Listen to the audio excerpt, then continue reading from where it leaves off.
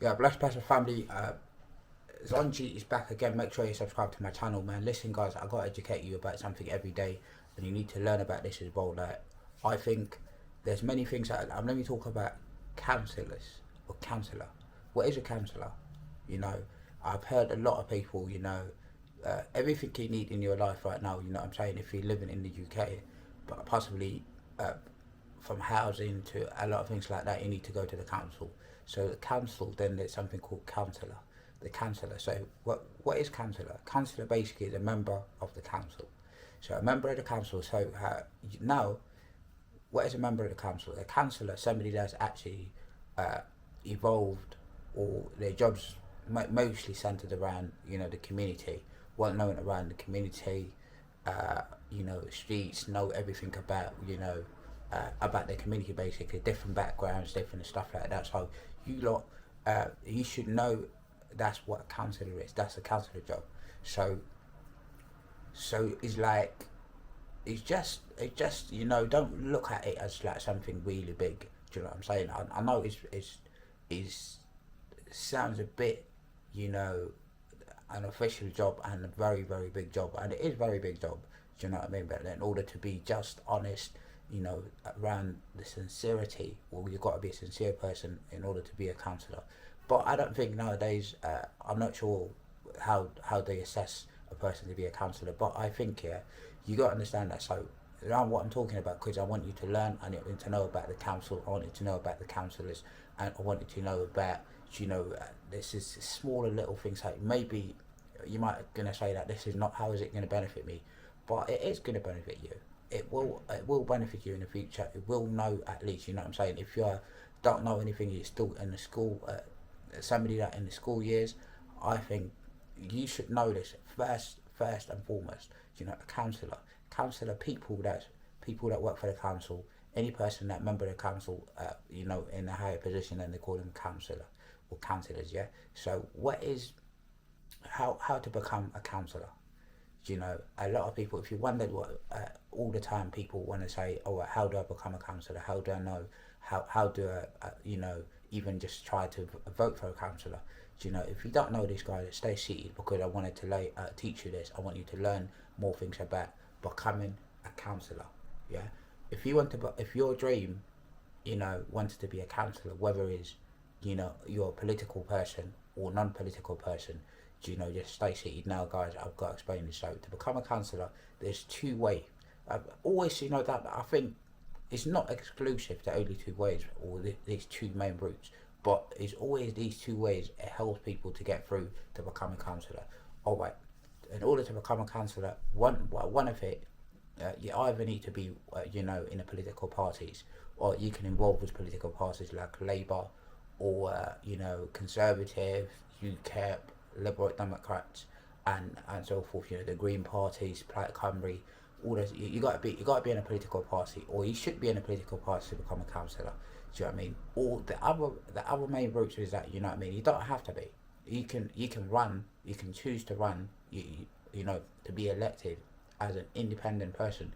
So how do I know that? Or how can you be as an independent person? Basically, the route is very simple. Yeah, if you want to be a councillor and very independent person, the route of it is not that even hard as well. It's very simple, very easy, guys. Have you ever wondered how to become a councillor? So all right. As a political party, is a lot more easier for you guys, and even independently is very easy. It's a lot more easier than that. Not just because sometimes in political parties there's a lot of lobbying going on. There's a lot of things going on that's in a big organisation, because a political party has got all this. But if you wanted to be an independent councillor, or run to be elected as an independent councillor, all you need is a signature of 10 people in the area that the area that you want to run for. In order to become a councillor, or you're a councillor, you have to work or live in the area. Yeah, working or live in the area, because as far as we know right now in England, there are more than 20,000 councillors, elected councillors around the country. Do you know what I mean? In England, that's in England alone. But in order to be elected, so you need 10 people, yeah, to write your name, that's to vote for you, and write a letter, and also you give them a permission that basically you wanted to speak on behalf of them. That's what they call it. You can become, and then you can run. You can go in elections in the council. You might become a councillor as well. You need 10 people, yeah, and then you submit your application form, and that's it really. It's simple as that. All those people, they have to trust you, and they will all say, all right, this person, we want this person to become a councillor, and that's it really. So it's not that hard really. So I'm going to talk to the melanated people and non-melanated people around the country, so they need to understand that. So it's not really hard to become a councillor or run for that, because normally a councillor, they got like their jobs actually for the community, and they work towards the empowerment, the improvement of that community that they work for. And then, but as I know that as a lot of people that expressed a bit of bad thoughts about so many councillors around the country, but I think it's a good job. You probably get paid well, and they are paid members as well in the community as a councillor to become a councillor, guys. So now yeah. If you wanted to run for a council or to become a councillor in a council, all you need to do, 2 simple routes. One of them is that you need about 10 people that submit application and give you a vote that they want you to run and represent their constituency in the area. You know what I mean?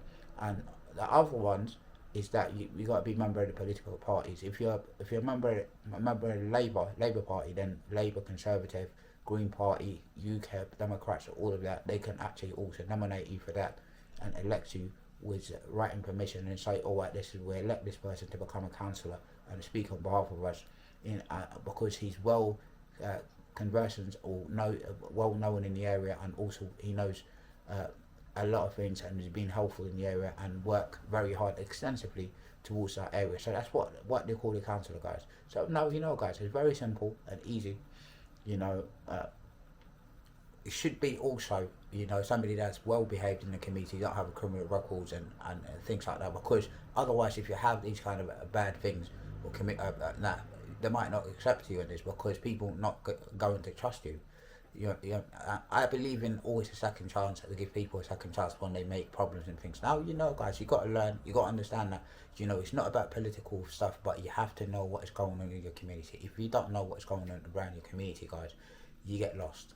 Yeah, and people always never tell you the truth. Alright guys, stay blessed and make sure you always learn and educate yourself. Go back and learn. Yeah, now you know how to become a councillor. If you're somebody that under the age of 18 watching this video, you want to become a councillor, and your dream is to come and to work for your community, now you just need to search it up and look it up on how to become like that, and you need to know everything about your community around the area. Alright, blessed family, make sure you stay blessed and share this video if you learn more about how to become a councillor. I'm out. Thank you.